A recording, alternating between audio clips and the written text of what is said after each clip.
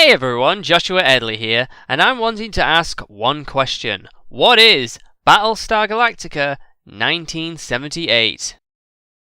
Well, this is the first incarnation that lived and eventually died due to decisions from the studio. The Battlestar Gelactica that came after this is more of a reboot, as from what I can guess is more of a retelling, a reimagining of the universe. I could be wrong at this point, as so far I've only seen this first iteration, but I intend to watch its other iteration and even the film that created the reboot in the first place. Now let's put all of our focus on this iteration. So let's get to work.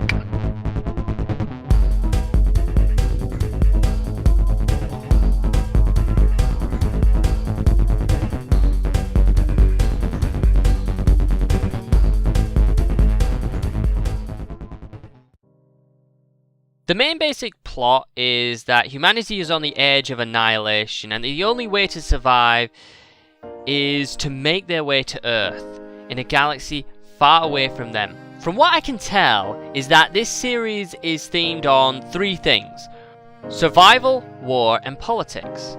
Mainly the survival and politics. I love the fact that it's done so that they're on the run, yet they maintain what's left of their civilization, or yet at least trying to. The introduction of the main antagonists, the Cylons, is also well done, and they look really menacing for a bunch of what I can say is a bunch of chrome robots, basically. When it comes to character development, I like to say that I'm impressed of what I'm seeing so far. Apollo and his father, in my opinion, are one of the best protagonists in the series. Adama shows experience not just from the clothes he wears, but in the way he thinks about situations, how he handles them.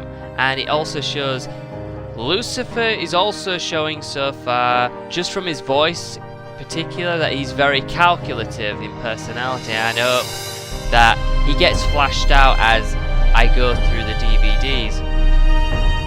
I personally though wish that he looked a bit more menacing though, because his design I'm not very much a big fan. For its time, Battlestar Galactica does well in creating realistic environments with good levels of physical and digital effects.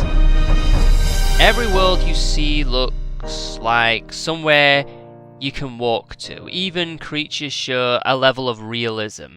I like how they made everything look so desolate, or one place being not what it seems. But that's all I'm going to really say about that.